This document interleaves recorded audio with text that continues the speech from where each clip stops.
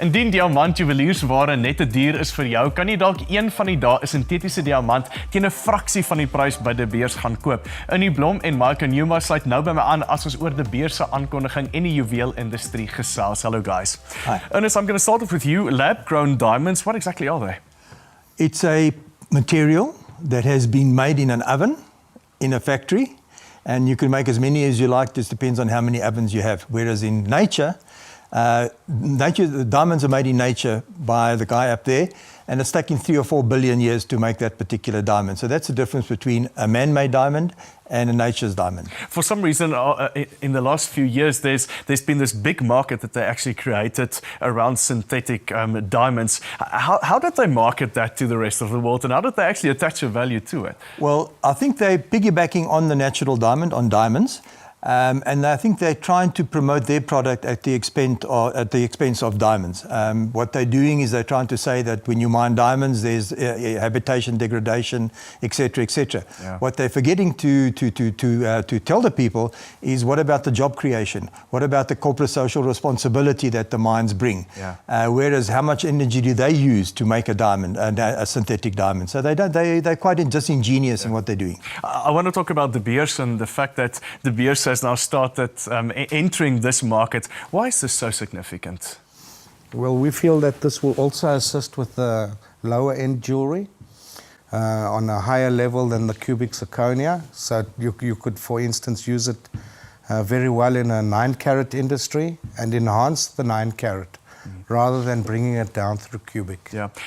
And this one interesting thing is the fact that the reason why diamonds are so valuable is the fact that it's scarce. If we now suddenly flood the market with these diamonds, what impact would that have on normal diamonds? Synthetic diamonds is today about 1.5% of global turnover. So there's no real threat to it. And especially now that De Beers have come on the scene, where they're positioning, as Michael has said, to a completely different market. When you get engaged, you're not going to give your girlfriend a diamond that was made in an oven. You're going to give the diamond that was made by nature. Yeah. It's the same as giving her a rose. Would you give her a plastic rose for Valentine's Day, or would you give her a rose that's got the texture and the smell? And that's the difference. Let's talk about the jewelry industry, and I think it's something that I know very little about, but take us back to say 1983. We were quite a player within the global jewelry space. What changed? Well, in the 80s, due to sanctions and a lot of foreign, highly skilled goldsmiths in the country, we had Austrians, Germans, Greeks, Italians, Portuguese, British. There was such a mix of international jewelers here, producing high-quality handmade jewelry. We could compete internationally with what we did. And in fact, our top hand manufacturers today still can. However, our mass production environment was heavily affected through imports when the sanctions fell away, and through price. Suddenly the product was coming in at half the price, and due to our industry positioning, labor policy, we couldn't compete. Yeah. However, now we can. The rand-dollar exchange rate has reached a level where we can, and through high-tech equipment we can recapture our import industry, which is about a 2 billion rand a year. Sure.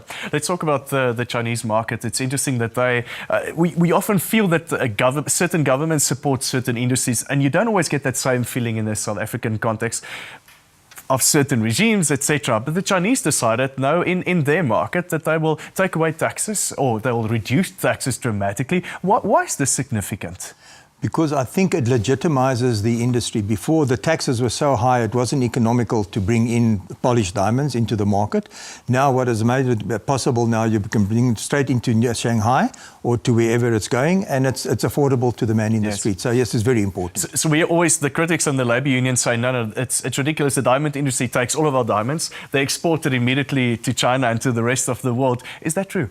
Yes, we do. Fortunately or unfortunately, that is a fact of life. At our peak, South Africa used to have about 4,500 diamond polishers. Today, we've got about 300 left. For the simple reason is we can't compete labour costs with the Indias and the Chinas of the world. Yes. It's a fact of life. Is there any way that can change?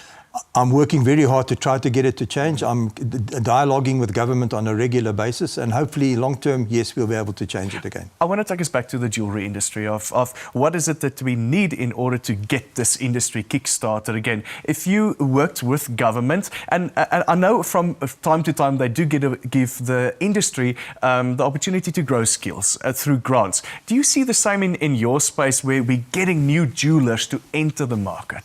Yes, we started training jewelers in 2003. We started with the first one.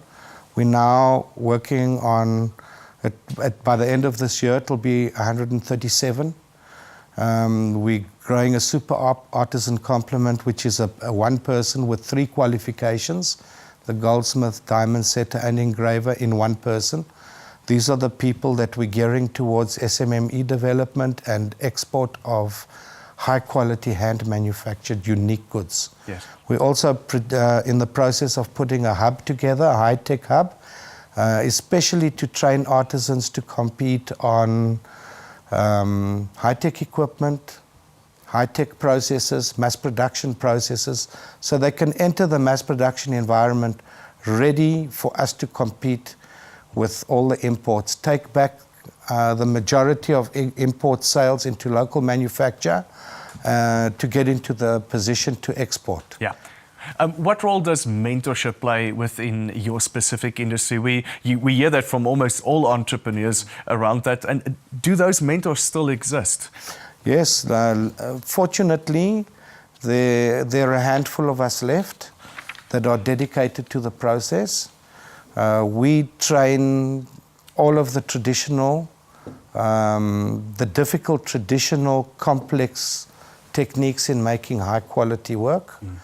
With those skills, you can make anything. Yeah. And how does our skills compare to that, say, of the rest of the world? Are we globally competitive? Our top skills are competitive. Yeah. If Ernest, I want to get back to you to the diamond industry, and your background is actually in diamond exchanges. It's something that very few people actually know about. Take us through what exactly does the diamond exchange do? Okay, so let me just give you a global perspective. I'm president of the World Federation of Diamond Exchanges. We have 30 exchanges in 21 countries. I have about 30,000 members, and I'd say 95% of all the diamonds in the world go through one of our exchanges. In South Africa, we have the Diamond Dealers Club of South Africa, which is affiliated to the World Federation. There we facilitate the trading of diamonds. We facilitate the promotion of diamonds. We facilitate the dispute resolutions if there's any disputes, and we promote it, and we promote ethical behavior amongst our members. Yes. So where do we take the industry? What's the next step, and what does the future for the industry look like? I would like to bring back the industry to what it was in its heyday. Yeah.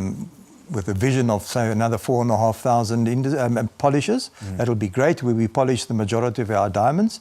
However, we need to work with government to do that. We can't do it alone. Yes. We need to have government on our side. Michael, I want to talk about you in the break, or just pre to this. You spoke about the potential size of the jewelry industry in South Africa. That's a phenomenal part. Take us through what could this industry look like?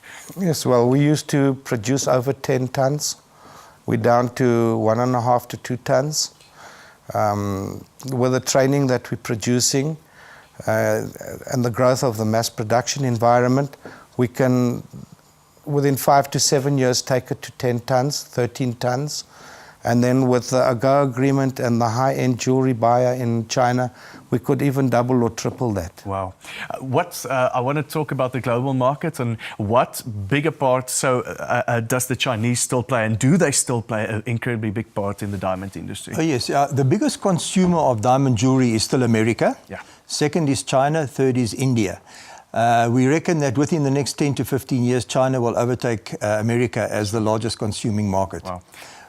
Interesting enough, when I opened up the Diamond Exchange in Shanghai in the year 2000, the chairman of the Shanghai Diamond Exchange got up and said that if 10% of the working women in China, only 10%, bought one diamond a year, you'd sell 50 million diamonds. Wow. That's the size of the market. It's huge. Gentlemen, thank you so much. Fascinating discussions. We'll definitely have you back. Thank you so much. Thank you. Terwyl die meeste van ons wat in die weer belangstel bekommerd is oor die reën in die Kaap, is daar sommiges wat meer bekommerd is oor die weer in die ruimte. Ons vat 'n vinnige advertensiebreek, maar bly ingeskakel om uit te vind waarom dit wat in die buiteruim gebeur sak maak.